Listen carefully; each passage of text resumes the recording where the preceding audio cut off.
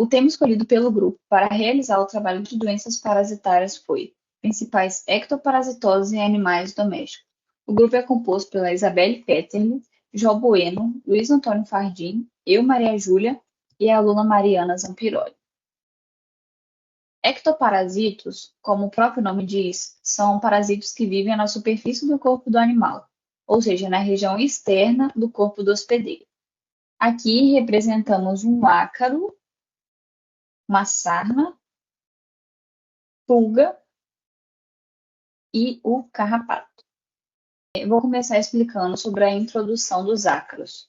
Os ácaros são aracnídeos da classe Arachnida. Seu estágio, ele possui a fase ovo, larva, ninfa, até chegar nos adultos. Ciclo de vida varia de 8 a 28 dias. A alimentação é diversificada e a maioria dos ácaros possuem vida livre, ou seja, não necessita de estar em contato com o hospedeiro para sobreviver. A transmissão desses ácaros ocorre pelo contato físico direto entre os hospedeiros. Bom, os principais sinais clínicos são prurido, formação de crostas, alopecia e descamação. Nessa foto representada abaixo, temos uma região com alopecia, ou seja, uma região com ausência de pelos. O tratamento geral típico dos ácaros inclui o amitraz, que é uma solução que deve ser diluída 1 ml de amitraz em 4 litros de água e aplicada em forma de spray no corpo todo do animal. Porém, uma vez por semana. Porém, altas concentrações dessa solução pode causar um efeito hiperglicêmico insulinodepressor, ou seja, contraindicado para cães diabéticos. Além disso, causa sedação, depressão, poliúria, que é a grande eliminação de urina, hipotermia, bradicardia e hiperglicemia. Além da amitraz, a gente tem a ivermectina, que também é um acaricida e a dose recomendada é 0,2 a 0,6 mg/kg, uma vez por dia, via oral. E ela é contraindicada para raças de Collie, Border Collie e Pastor Australiano, porque esses fármacos eles podem passar para o sistema nervoso central desses animais. Temos também a moxidectina, que é recomendada a dose de 0,5 mg/kg, uma vez ao dia via oral, e o afoxolaner e a milbemicina, que são princípios ativos encontrados no NexGard Spectra, que é um medicamento para prevenir pulgas, carrapato, ácaros e sarnas. Porém, ele é contraindicado para filhotes ou animais com peso inferior a 2 kg, porque ainda não foi realizado pesquisas nesses animais. Dando continuidade, eu vou falar de uma doença muito frequente e comum na clínica, conhecida como demodicose. Ela é causada pelo ácaro da espécie Demodex canis. Esse ácaro é um parasita obrigatório da pele de cães, localizado nos folículos pilosos e nas glândulas sebáceas. Ele possui um corpo alongado e achatado dorso-ventralmente, com estriações transversais, pode medir até 4 milímetros e, como observado aqui nessa imagem, ele é muito semelhante a um charuto. É um ácaro de caráter escavatório, podendo causar lesões cutâneas secundárias devido à bactéria da pele do animal.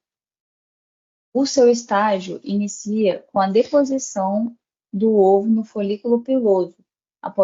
Depois disso, ocorre o crescimento das larvas, ninfas, até chegar nos adultos. E esse ciclo de vida é concluído no hospedeiro entre 18 e 24 dias. Bom, para o diagnóstico da demodicose, além do exame clínico, podemos utilizar da técnica de raspagem de pele e tricogramas, conhecido como exame parasitológico do raspado cutâneo. Esse exame consiste no corte do pelo e raspagem da lesão com uma lâmina de bisturi até que o local sangre. Posterior a isso, observação no microscópio do folículo piloso. Além dessa técnica, podemos utilizar de biópsias cutâneas, onde relata graus variáveis da foliculite. Nesse caso, o folículo piloso está repleto de ácaros, podendo observar uma infecção cutânea secundária. tratamento é feito através de banhos, ou seja, um tratamento tópico. E o período de tratamento para o sucesso terapêutico varia desde a extensão da lesão até o seu comprometimento, podendo variar de 90 a 180 dias. Após o diagnóstico definitivo, pode-se usar a moxidectina para tratar a dermaticose e a cefalexina para o tratamento da dermatite secundária causada pela bactéria presente na pele do animal. Além disso, avaliações periódicas, inicialmente quinzenais e posteriormente mensais, são necessárias para reavaliar o paciente. É importante alertar ao tutor que uma parada prematura do tratamento pode ocasionar recidivas nas lesões, além de uma resistência pelo ácaro. Bom, agora eu vou falar um pouquinho sobre o ácaro Lynchacarus-Radowski. É um ácaro causador da doença linchacariose, que acomete felinos, tanto de vida livre, né, animais selvagens, quanto os animais domésticos também. É uma doença subdiagnosticada e por isso existem poucos relatos publicados sobre ela, porém ela vem se mostrando muito mais frequente durante o tempo na clínica veterinária. Esse ácaro foi relatado pela primeira vez em 1974 por Tenório, no Havaí, já que no Brasil foi relatada pela primeira vez em 1986.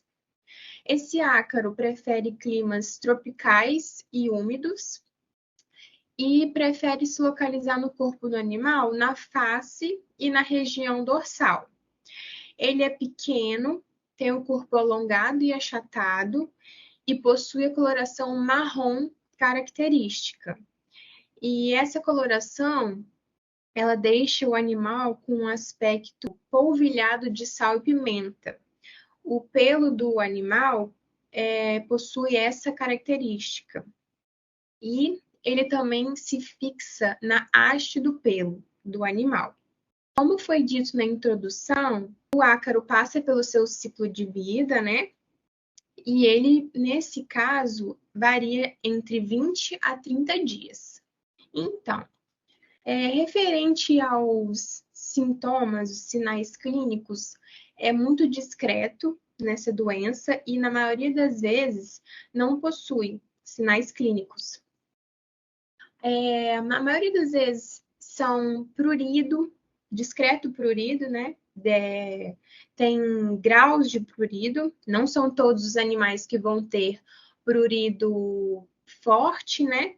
Alguns vão ter prurido leve, alopecia, os pelos saem com facilidade, enfim. Nesse caso, o diagnóstico a gente consegue ter a partir de um exame clínico detalhado, vendo bem, né, os sinais clínicos, conferindo, fazendo um exame físico bem detalhado e minucioso do animal. A gente consegue ter também pelo raspado de pele e tricogramas, mas a forma mais eficaz é da gente ver o ácaro no microscópio, né? Através desses exames que eu falei. E também a gente pode fazer esse diagnóstico através da impressão do ácaro com fita de acetato, que também pode ser chamado de imprint, o nome popular, né? Também não é muito usual, mas o ácaro também pode ser visto no microscópio através das fezes dos animais. E a partir disso ver no microscópio, né? Porque muitas vezes o animal ele possui hábito de lambedura, né? E aí, ao se lamber, ele acaba ingerindo acidentalmente o ácaro. E aí, nas fezes, a gente consegue ver o parasito, né? Ou ovos dele. Só que, como eu falei, né? O diagnóstico mais preciso é ver o ácaro no microscópio diretamente do pelo, fazendo o exame de raspagem de pele e tricograma. Referente ao tratamento, é muito eficaz. Banhos tópicos, né? Banhos com shampoos específicos, tratamento tópico, perdão. E também é muito bom o uso do princípio ativo selamectina, que também o nome comum dele é o Zoetis Revolution. É o medicamento que a gente encontra na massa veterinária. É um antipulgas muito eficaz nesse caso. Também a gente pode analisar que os gatos domésticos que moram em casas, apartamento, não têm essa doença justamente porque fazem o uso desse remédio de pulga, né? E aí, se a gente for parar para olhar os animais, os gatos mesmo, que vivem na rua ou que saem para passear na rua, eles têm muito mais chances de contrair essa doença, porque os gatos que vivem em casa, eles fazem o uso dessa medicação, né, do Revolution, provando também que o antipulgas, mesmo não sendo específico para essa doença, ajuda muito, é um tratamento muito eficaz. Além de avaliações periódicas, né? Levar o animal no veterinário sempre que possível para fazer avaliações. E como eu falei, é uma doença que havia poucos casos, então justamente ela é pouco relatada, só que ao longo do tempo ela foi crescendo muito na clínica veterinária. Bom, agora eu vou falar um pouquinho sobre as sarnas. Elas são causadas por ácaros, os seus estágios são ovo, larva, ninfa e adulto, e o seu ciclo de vida varia de 10 até 75 dias, dependendo da espécie da sarna. A sua alimentação é feita basicamente de fluido, sangue e linfa, e elas podem ou não possuir caráter escavatório, ou seja, ficam ou não na superfície da pele do animal. Os seus sinais clínicos característicos se dão principalmente por prurido, lesões, vermelhidão, descamação, alopecia e formação de crostas na pele. O tratamento geral típico da sarna é feito principalmente pelas drogas ivermectina, que deve ser utilizada de 0,3 até 0,6 mg por quilo, amitraz, que é uma solução utilizada uma vez por semana, shampoo de peróxido de benzoíla, que deve ser utilizado uma vez por semana também, durante 3 semanas. E assim como produtos de uso otológico. E as formulações mais utilizadas são as que possuem tiabendazol tópico, monosulfiram tópico, rotenona tópico, fipronil tópico, ivermectina sistêmica ou tópica com óleo mineral. E também são utilizados produtos acaricidas em geral.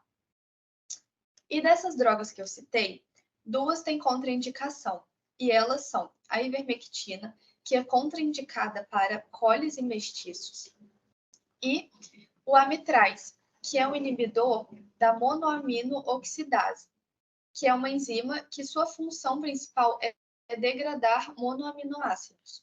Essa droga não pode ser associada com outras drogas que possuem o mesmo mecanismo de ação. Agora eu vou falar da espécie Otodectes cyanotes, que é mais conhecida na clínica como a sarna otodésica. Ela é muito comum em otites externas. Ela comete mais felinos do que cães. Ela se localiza no canal auditivo do animal e tem caráter não escavatório, ou seja, fica na superfície cutânea. E na anatomia dela, né, o seu formato é ovoide e o seu ciclo de vida é em torno de 21 dias. Os seus estágios são ovo, larva, protoninfa, deutoninfa e adulto. E aqui eu coloquei uma fotinha dela e aqui do gatinho. Ela fica bem aqui na superfície externa da orelhinha. Bom, o diagnóstico é feito por exames clínicos, físicos, laboratoriais e citológicos, assim como uma inspeção direta no conduto auditivo do animal. E também deve ser realizado o teste auriculopodal. E o tratamento é feito basicamente uma limpeza, no mínimo 3 semanas. Também pode-se usar a ivermectina de 0,3 mg por quilo via oral durante 21 até 28 dias. Como eu já disse, exceto coles e mestiços. Também pode ser utilizado o ivermectin, de 0,3 mg por quilo, só que esse é subcutâneo, e devem ser feitas 3 aplicações com intervalo de 10 dias. Também pode ser utilizado o fipronil, 9 mg por ouvido, e esse é administração única, deve ser utilizado somente uma vez. Assim como acaricidas otológicos, e dentre aqueles que eu citei, os mais utilizados são tiabendazol tópico, fipronil tópico, ivermectina sistêmica ou tópica com óleo mineral.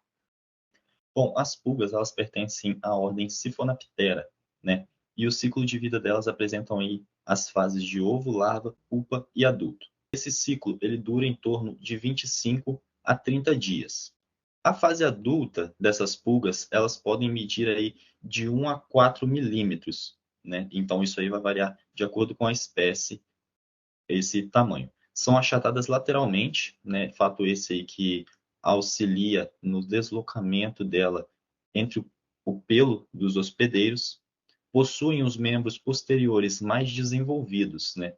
A nível de curiosidade, as pulgas elas têm a capacidade de ter um salto de 200 vezes o tamanho do corpo delas, né? Então, de 1 a 4 milímetros, elas conseguem aí um salto de 200 vezes esse tamanho. Ainda são animais hematófagos, né? São animais que apresentam características de se alimentar de sangue dos seus hospedeiros.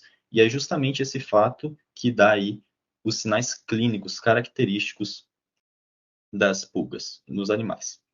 Bom, sinais clínicos esses que são púrido intenso, isso faz com que esses animais eles coçem mecanicamente a pele, né, podendo aí causar lesões, dermatites, e isso acaba favorecendo infecções secundárias aí de caráter bacteriano. Podem ainda causar perda de pelo por conta dessa coceira que o animal faz. O animal, ele deixa de se alimentar por ter ali um quadro de estresse, né? Então ele acaba deixando de se alimentar por conta disso. E isso está relacionado aí com a perda da produção animal, apesar da pulga não ser tão frequente, né, em animais de produção, pode acontecer, isso causa aí uma queda no bem-estar animal e isso, consequentemente, acarreta a perda da produção animal. Bom, o diagnóstico das pulgas, ele é simples, né? Ele consiste principalmente aí na observação direta das pulgas no hospedeiro, certo? Então, ela é visualizada ali a olho nu com o animal parasitado, vai ser enxergado pulgas presentes ali na derme desse animal. A avaliação também da picada dessas pulgas, né, por causar ali um processo inflamatório local, então ele fica ali uma bolinha vermelha inflamada, essa observação, e também a análise do ambiente, né, por essa pulga aí ter a característica de ir para o ambiente para fazer ovoposição, então também deve ser analisado o ambiente que essas pulgas estão inseridas. Agora sobre Pulex irritans, que é um tipo de pulga. Essa pulga ela pode acometer tanto animais domésticos como também o homem, né? A picada dela pode causar dermatite, causa púrido intenso, isso favorece aí lesões na pele devido à coceira e infecções secundárias aí de caráter bacteriano. Outro fato que ocorre é que esses animais eles se coçam tanto com as unhas como também com a boca, né? Principalmente no caso de cães e gatos. E isso acaba favorecendo a ingestão dessa pulga por esses animais. E essa pulga, como sabido, ela é um hospedeiro intermediário de um parasito de intestino delgado de cães e gatos, que é o Diphylidium canium. Então, a partir do momento que esses animais eles ingerem essa pulga, né, pelo ato de se coçar ali com a boca, acaba acometendo essa infecção secundária por esse parasito, Diphylidium canium. Além disso, a picada dessa pulga, ela causa, né, um quadro de estresse aí a depender da carga parasitária que esse animal apresenta, e isso causando aí um pico de estresse agudo, pode causar nesse animal um quadro de imunossupressão, favorecendo aí mais uma vez possíveis infecções secundárias. Ainda, mais uma vez, dependendo aí da carga parasitária que esse animal apresenta, o animal pode apresentar quadros anêmicos, né? Por a pulga possuir essa característica hematófaga. Existem ainda outros tipos de pulgas que podem acometer aí tanto animais quanto seres humanos, né? E acabam transmitindo importantes doenças. Um exemplo disso é a peste bubônica, que acabou aí assolando a Europa e dizimando boa parte da sua população no século XIV, né? Que essa doença ela é vetorizada por uma pulga. Existe ainda outros tipos de pulgas que acometem animais, como por exemplo a Tunga penetrans, né? Que acaba aí cometendo a tungíase e também outras pulgas que, como por exemplo no caso da micoplasmose em felinos, né, que aí consiste em um quadro anêmico causado aí também vetorizado por uma pulga. O tratamento ele consiste aí na administração de alguns princípios ativos bastante usuais, né? O primeiro deles aqui trabalhado é o fipronil. O fipronil ele é trabalhado na dose de 0,5 ml para cada quilo de peso corporal, né? Administrado em dose única da forma purão, ou seja, ele é administrado de forma tópica sobre o dorso do animal. O nome comercial do fipronil aí bem conhecido é o Topline. A permetrina, o segundo princípio ativo, administrado na dose de 1 ml para cada 15 kg de peso, né? Nesse caso, é permitida aí uma segunda dose após 7 dias e também sobre o dorso do animal de forma tópica. A Foxolaner, na dose de 2,5 miligramas por quilo. A Foxolaner aí é bastante conhecido, né? O NexGard, o seu nome comercial, via oral. Esse, a depender aí da recomendação do médico veterinário, ele pode ser repetido aí de 30 em 30 dias para um controle eficaz. O Pulgacigo, ele consiste em um spray que é borrifado 2 vezes ao dia via oral, na mucosa oral, né, desses animais, que também auxilia aí no controle. Nos casos de Pulex irritans, é recomendado ainda o banho com shampoo à base de permetrina, né? E posteriormente a remoção manual ali, mecânica, dessas pulgas presentes no pelo do animal através de um pente fino. O controle ambiental também vale salientar aí que é muito importante, então, o ambiente onde esse animal está inserido, os seus utensílios, como por exemplo tapetes, devem ser lavados também aí, de preferência com água quente, para inviabilizar essas pulgas presentes no ambiente. No caso da Tunga penetrans, né, o tratamento para a Tunga penetrans consiste na remoção manual, né, dessas pulgas aí do interior da derme desses animais e posteriormente a desinfecção, principalmente aí recomendada com produtos à base de iodo, né, bastante eficaz aí nesse caso para prevenir possíveis segundas infecções aí de caráter bacteriano ou de outros agentes que possam me causar doenças secundárias. Algumas contraindicações para esses medicamentos trabalhados aqui, os mais usuais, é que o fipronil ele só deve ser utilizado em gatos acima de 3 meses de vida e em cães com mais de 1 quilo, né? Abaixo que isso aí não é recomendado. Pode ainda causar casos de hipersensibilidade e intoxicação, isso aí a variar com a dose utilizada, então é muito importante o cálculo da dose correto para não hiperdosar esses animais e causar quadros de hipersensibilidade e intoxicação. A permetrina, ela deve ser somente utilizada em cães, né? Ela é proibida em gatos porque ela pode causar a síndrome T, que é uma síndrome convulsiva que ocorre em gatos. A Foxolaner, ele não deve ser administrado em animais com histórico de convulsão e a permetrina não deve ser utilizada em gatos, tá? Ela é apenas permitida para cachorros. Características gerais dos carrapatos são da classe de aracnídeo. Os estágios de vida do carrapato é o ovo, larva, ninfa e a fase adulta. O ciclo de vida desses parasitas são de 60 a 90 dias, podendo variar de acordo com a espécie do carrapato. Uma característica interessante desses parasitas são a modificação na quantidade de pares de patas que eles possuem. No estágio de larva e ninfa, esses parasitas possuem 3 pares de patas. Já na fase adulta, eles possuem 4 pares de patas. Eles possuem um abdômen amplo, que ajuda na locomoção e na fixação do parasita no hospedeiro. A transmissão deles é por contato direto com o hospedeiro. Corpo dividido em cefalotórax e abdômen. Sinais clínicos característicos do parasita. Coceira e irritação, por conta da fixação do parasita no hospedeiro. Presença dos carrapatos, que são os parasitas. Inchaço e vermelhidão e lesões cutâneas e anemia. O tratamento típico, a posologia usada. Ivermectina, doramectina são usados, são os mais encontrados em caso de rações. são administrados de via subcutânea ou intramuscular. E a cipermetrina entra de forma de aplicação lombar. A contraindicação é: a cipermetrina não pode ser aplicada em animais que já estão debilitados, que possuem anemia, cansados, e fêmeas em estado avançado de gestação. E geralmente não utilizar em animais gestantes e lactantes. Amblioma cagenense, conhecido mais popularmente como carrapato estrela. Ele é uma zoonose.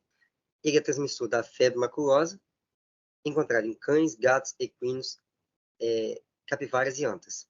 É um parasita teroxeno. Ele necessita de 3 hospedeiros, sendo o inicial, o intermediário e o definitivo, para completar todo o seu ciclo de vida.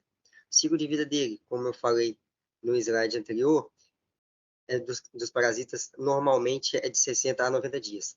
Já do carrapato estrela, do Amblioma cagenense, ele é de 1 ano. Ele tem um ciclo de vida mais prolongado. Os estágios de vida dele é o ovo, larva, ninfa e adulto. O diagnóstico do Amblioma cagenense será por exame visual. Você pegará um animal e olhará na pele se ele possui o parasita em questão. Exame clínico e epidemiológico para diagnóstico. Você vai ver se tem um parasita e vai ver se o animal tem a doença que o parasita transmite. Inspeção no corpo do animal, principalmente em áreas com maior circulação sanguínea. Esses parasitas têm preferência em locais que têm maior circulação de sangue no corpo do animal. Sendo assim, em locais, por exemplo, por trás da pata, perto de locais como no pescoço, onde tem maior circulação de sangue, em locais que vai ter maior facilidade de se alimentar. Tratamento em cães: 2,5 mg de furalane por quilo. Gatos, 1 ml até 10 kg de dinotefuran com piriproxen. Cavalos, 1 mg por quilo de fipronil, é o mais usado. Ruminantes, 0,5 mg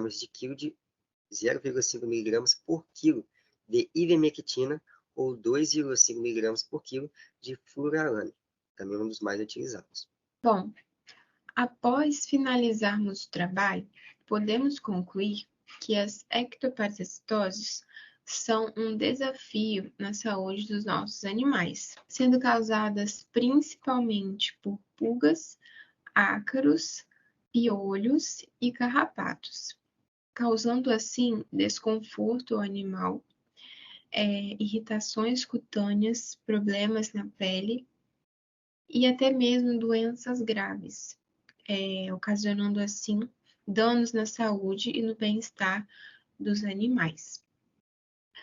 Entretanto, a prevenção e o controle dessas doenças causadas por parasitas são de extrema importância e a gente pode fazer isso através de produtos especiais, né, medicamentos que o médico veterinário prescreve para o animal, e o controle ambiental, controle de onde o animal fica, higiene.